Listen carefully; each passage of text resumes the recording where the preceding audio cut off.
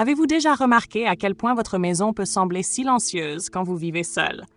Au début, cela peut sembler paisible, une sorte de calme que vous avez mérité après des décennies de vie trépidante. Mais parfois, ce silence peut lentement se transformer en quelque chose de plus lourd. La solitude, l'incertitude ou même un sentiment rampant d'isolement. Si vous vous êtes déjà senti ainsi, sachez que vous êtes loin d'être seul. Beaucoup d'adultes âgés font face aux mêmes défis, mais il y a une bonne nouvelle. En évitant quelques pièges communs, vous pouvez transformer votre indépendance en un chapitre de vie florissant et joyeux. Dans cette vidéo, nous allons explorer 12 choses essentielles à éviter quand on vit seul. Ce ne sont pas juste des conseils, ce sont de petites étapes pratiques qui peuvent protéger votre santé, votre bonheur et votre sens du but. De nourrir vos relations et prendre soin de votre santé, à garder votre maison sûre et maintenir une structure quotidienne, chaque point est conçu pour vous aider à vivre avec confiance et confort par vous-même. En prêtant attention à ces domaines, vous ne survivez pas seulement. Vous embrassez une vie pleine de sens, de connexion et de vitalité. Alors, plongeons-nous et commençons par le premier point, parce que ce que vous évitez aujourd'hui peut faire toute la différence demain. La première chose à éviter est l'isolement complet. Il est facile de sous-estimer à quelle vitesse les jours peuvent s'écouler quand vous vivez seul. Un matin ici, un après-midi là, et soudain, une semaine s'est écoulée avec une interaction minimale. L'isolement peut s'installer silencieusement, presque imperceptiblement, jusqu'à ce que ce ne soit plus juste être seul. Cela commence à ressembler à être déconnecté de la vie elle-même. Je me souviens avoir lu à propos d'une femme nommée Margaret qui vivait seule après le décès de son mari. Au début, elle appréciait le calme et sa propre compagnie. Mais avec le temps, elle remarqua que son monde était devenu plus petit. Les jours se mélangeaient, les appels téléphoniques étaient oubliés et les invitations poliment déclinées. Elle ressentit une lente érosion du but, une douleur sourde qu'elle ne reconnut pas complètement, jusqu'à ce qu'un ami remarque qu'elle n'avait pas quitté la maison depuis des jours. Margaret décida de faire un petit pas. Elle rejoignit un club de lecture hebdomadaire à la bibliothèque locale. Au début, c'était intimidant, mais ce simple rituel hebdomadaire transforma ses semaines. Elle renoua avec de vieux amis, en rencontra de nouveaux, et trouva de la joie à partager des histoires, des rires et des idées. L'isolement n'est pas juste un état émotionnel. Il peut affecter votre santé, votre humeur et même votre sens de soi. Le remède n'a pas besoin d'être grandiose. Un appel téléphonique, un groupe communautaire ou même un cercle social en ligne peut réintroduire la connexion et le but. De petits pas, répétés de manière cohérente, peuvent reconstruire votre vie sociale et rallumer votre étincelle pour vivre pleinement. La deuxième chose à éviter est de négliger votre santé. Quand vous vivez seul, il est facile de laisser les routines glisser. Manquer un rendez-vous chez le médecin ou reporter un bilan de santé peut sembler inoffensif. Mais avec le temps, cela peut avoir de sérieuses conséquences. Je me rappelle d'un gentleman nommé Henry qui vivait seul dans son appartement. Pendant des mois, il ignora les petites douleurs, se dit qu'il programmerait un bilan la semaine prochaine. Et continua à repousser. Finalement, ces petits problèmes ignorés se transformèrent en problèmes de santé plus importants qui auraient pu être prévenus. Prendre soin de soi n'est pas seulement éviter la maladie, c'est maintenir votre énergie, votre indépendance et votre joie. Créer des routines simples et cohérentes est essentiel. Peut-être une courte promenade chaque matin pour respirer l'air frais, quelques étirements doux pour garder vos articulations flexibles ou un plan hebdomadaire pour préparer des repas équilibrés. Même quelque chose d'aussi simple que programmer des rappels sur votre téléphone pour les médicaments ou rendez-vous peut faire une énorme différence. Mais la santé est plus que physique, elle est émotionnelle et mentale aussi. Vivre seul peut apporter des sentiments de tristesse ou d'anxiété. Parler à un ami de confiance, un être cher ou un conseiller professionnel peut apporter soulagement et guidance. Prendre soin de votre santé chaque jour est un acte d'amour-propre qui vous permet de profiter de la vie plus pleinement. La troisième chose à éviter est d'ignorer les préoccupations de sécurité. Vivre seul vous donne l'indépendance, Mais cela signifie aussi que les accidents ou urgences peuvent arriver sans aide immédiate. Des mesures simples peuvent prévenir les dangers potentiels. Un bon éclairage dans les couloirs, salles de bain et escaliers peut réduire le risque de chute. Installer des dispositifs de sécurité faciles à utiliser ou avoir un système d'alerte personnel peut apporter la tranquillité d'esprit. Je me souviens d'une histoire partagée par une femme nommée Liliane qui glissa dans sa cuisine et ne put atteindre son téléphone. Cette expérience fut effrayante, mais elle la motiva aussi à faire des changements pratiques. Elle ajouta des tapis antidérapants, améliora l'éclairage et investit dans un système d'alerte d'urgence. Le résultat ne fut pas juste une sécurité accrue, ce fut un sentiment restauré de confiance dans son indépendance. La sécurité n'est pas une question de peur, c'est une question d'autonomisation. En prenant de petites étapes réfléchies, vous pouvez vous protéger et continuer à vivre indépendamment avec la tranquillité d'esprit. La quatrième chose à éviter est de développer des habitudes malsaines. Vivre seul offre la liberté, mais cette liberté peut parfois mener à des routines qui sont moins que saines. Sauter des repas, grignoter machinalement en regardant la télévision ou négliger l'activité physique peut sembler inoffensif au début, mais avec le temps, ces petites habitudes peuvent s'accumuler, affectant à la fois votre corps et votre esprit. Je pense à une femme nommée Ruth qui, après avoir perdu son époux, se retrouva à chercher des aliments réconfortants chaque fois que la solitude s'installait. Au début, c'était une petite indulgence, un biscuit ici, une collation là, mais graduellement, cela devint un schéma. Elle se sentait léthargique, déconnectée et un peu vaincue par ses propres habitudes. Le tournant arriva quand elle décida de prendre de petites étapes gérables vers une vie plus saine. Elle commença à planifier des repas simples, incorporant des fruits et légumes frais et faisant de courtes promenades dans son quartier. Elle rejoignit même un groupe d'artisanat local qui non seulement la fit bouger, mais suscita joie et connexion. La clé est d'approcher le changement doucement, non comme une punition, mais comme une façon de se nourrir soi-même. De petites étapes cohérentes, comme cuisiner un repas nourrissant quelques fois par semaine ou s'étirer 10 minutes chaque matin, construisent des habitudes qui restaurent l'énergie, la vitalité et le respect de soi. La cinquième chose à éviter est de laisser votre maison devenir un fardeau. Une maison remplie de souvenirs peut être réconfortante, mais elle peut aussi devenir accablante si son entretien ressemble à une lutte constante. De grands espaces, des jardins nécessitant beaucoup d'entretien ou des pièces encombrées peuvent drainer votre énergie et même assombrir votre humeur. Je me souviens avoir lu à propos d'Eleanor, dont les enfants avaient déménagé, la laissant dans une maison qui semblait soudain trop grande à gérer. Elle essaya de suivre le rythme du nettoyage, des réparations et du travail de jardinage, mais cela devint épuisant. Finalement, elle prit la courageuse décision de réduire la taille vers une maison plus petite et plus gérable.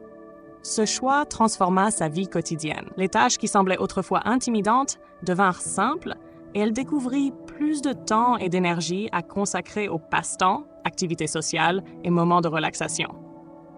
Réduire la taille ou chercher de l'aide pour les corvées ne diminue pas votre indépendance. Cela l'améliore. Votre maison devrait être un sanctuaire, un endroit qui nourrit votre esprit plutôt que de l'épuiser. Même de petits ajustements, comme organiser les zones encombrées ou embaucher quelqu'un pour entretenir la pelouse, peuvent créer un sentiment d'aisance et de paix qui vous permet de profiter pleinement de votre environnement. La sixième chose à éviter est de perdre votre sens du but. Vivre seul, surtout après la retraite ou la perte d'un partenaire, peut parfois faire que les jours semblent sans but. Quand vous n'avez plus de responsabilités quotidiennes liées au travail ou à la famille, il est facile de se demander « Et maintenant ?» Je me rappelle une histoire à propos de Samuel, qui passa des semaines à simplement dériver à travers ses jours, incertain de comment remplir son temps. Ce sentiment d'absence de but pesait sur lui, affectant son humeur et même son énergie. La percée arriva quand il commença à explorer des passions qu'il avait longtemps mises de côté. Il commença à faire du bénévolat dans un centre communautaire local, partageant ses compétences et encadrant de jeunes adultes. Soudain, ces jours eurent un rythme et un sens. Il découvrit que le but n'a pas besoin de venir de gestes grandioses. Il peut être trouvé dans de petits actes intentionnels, que ce soit peindre, jardiner, apprendre une nouvelle langue ou aider quelqu'un d'autre. Le but est comme une étincelle en vous. Il ne disparaît pas avec l'âge. Le nourrir vous garde engagé, joyeux et connecté au monde. Quand vous vous réveillez avec ne serait-ce qu'une seule raison d'attendre avec impatience la journée, votre indépendance devient une plateforme pour la croissance, la joie et la contribution. La 7e chose à éviter est de sentir que vous devez tout faire seul. Il y a une idée fausse commune que l'indépendance signifie gérer chaque tâche par vous-même. En réalité, demander de l'aide est un signe de sagesse et de force, pas de faiblesse. Je pense à une femme nommée Joyce qui hésitait à demander à ses enfants de l'aide pour les courses et les réparations de maison. Elle craignait que cela la fasse paraître moins capable ou dépendante. Avec le temps, cependant, elle réalisa que tendre la main ne diminuait pas son indépendance. Cela l'améliorait. Ses enfants étaient impatients d'aider, ce qui souleva son stress et lui permit de se concentrer sur des activités qui lui apportaient joie et épanouissement. Le soutien peut venir sous de nombreuses formes. Des voisins aidant avec les courses, des amis prenant régulièrement des nouvelles ou des professionnels gérant l'entretien de la maison. Accepter l'aide crée un réseau de soins qui soutient votre indépendance plutôt que de la saper. La beauté de vivre seul ne signifie pas vivre dans l'isolement. Cela signifie avoir la liberté de façonner votre vie tout en embrassant aussi la connexion. En vous appuyant sur des personnes de confiance quand nécessaire, vous préservez votre énergie, protégez votre bien-être et enrichissez votre vie quotidienne avec des expériences partagées. Ces points construisent une fondation de santé, sécurité, but et connexion qui sont tous essentiels pour prospérer en vivant seul. En évitant les habitudes malsaines, gérant votre maison sagement, nourrissant un sens du but et acceptant l'aide quand nécessaire, vous commencez à transformer les défis quotidiens en opportunités de croissance, joie et épanouissement. La 8e chose à éviter est de négliger votre environnement domestique. Vivre seul vous donne la liberté de créer un espace qui reflète qui vous êtes, mais cela signifie aussi qu'il n'y a personne d'autre pour remarquer le désordre, les projets inachevés ou les zones qui ont besoin d'attention. Avec le temps, un environnement désordonné ou désorganisé peut subtilement peser sur votre humeur et votre énergie. Je me souviens avoir lu à propos d'une femme nommée Hélène qui, après le décès de son époux, cessa lentement de se soucier des tâches ménagères. Des piles de papier, des étagères poussiéreuses et des surfaces encombrées commencèrent à l'entourer. Elle ne réalisa pas à quel point cela l'affectait jusqu'à ce qu'un ami proche lui rende visite et l'aide à réorganiser. Cet acte simple de désencombrement non seulement rendit sa maison plus accueillante, mais apporta aussi un sentiment de calme et de contrôle dans sa vie. Votre maison devrait être votre sanctuaire, un endroit où vous vous sentez paisible, en sécurité et énergisé. Même de petites étapes, comme dégager les couloirs, garder les objets essentiels à portée de main ou consacrer 15 minutes par jour au rangement, peuvent créer un changement dramatique dans la façon dont vous vous sentez émotionnellement et mentalement. La 9e chose à éviter est de perdre la notion du temps. Sans la structure du travail ou d'une maison bourdonnante d'activités, il est facile pour les jours de se confondre. Vous pourriez vous réveiller en vous demandant « Sommes-nous lundi ou jeudi ?» Cette perte graduelle de conscience peut contribuer à des sentiments d'absence de but ou même de solitude. Je pense à George, qui prit sa retraite et apprécia initialement la liberté de journées non structurées. Bientôt, cependant, il remarqua que son sens du but et son énergie s'estompaient. La solution fut étonnamment simple. Il établit des routines qui ancraient ses journées. Il programma des promenades matinales, désigna des heures pour les repas et réserva des moments pour les passe-temps ou le bénévolat. En créant un rythme, il regagna un sentiment de contrôle et d'accomplissement. La structure ne signifie pas la rigidité. Cela signifie donner à vos journées un cadre qui favorise l'engagement et le but. Même marquer vos activités sur un calendrier ou tenir une simple liste de contrôle quotidienne peut aider à maintenir la clarté, la concentration et la motivation. La 10e chose à éviter est de sous-estimer le bien-être émotionnel. Vivre seul peut rendre tentant de refouler les sentiments de tristesse, d'anxiété ou d'inquiétude, mais ignorer vos émotions peut être nuisible avec le temps. Je me souviens d'une femme nommée Patricia, qui se sentait souvent anxieuse après le décès de son mari, mais se convainquit qu'elle devrait gérer cela seule. Finalement, elle réalisa que parler à un ami, rejoindre un groupe de soutien et même consulter un thérapeute l'aidèrent à naviguer ses émotions de façon saine. Le bien-être émotionnel est tout aussi crucial que la santé physique. Il affecte le sommeil, l'appétit, les niveaux d'énergie et même les relations. Prendre soin de votre santé mentale ne signale pas la faiblesse. Cela montre la force, la conscience et un engagement à vivre pleinement. Tenir un journal, les exercices de pleine conscience et tendre la main pour du soutien sont tous des moyens simples mais puissants de nourrir votre santé émotionnelle en vivant indépendamment. La 11e chose à éviter est d'ignorer l'organisation financière. Gérer l'argent peut devenir plus difficile quand vous vivez seul. Il est facile d'oublier les factures, de perdre la trace des dépenses ou d'éviter la budgétisation parce que cela semble fastidieux. Je pense à un gentleman nommé Leonard, qui réalisa un jour qu'il avait manqué plusieurs paiements simplement parce qu'il ne suivait pas.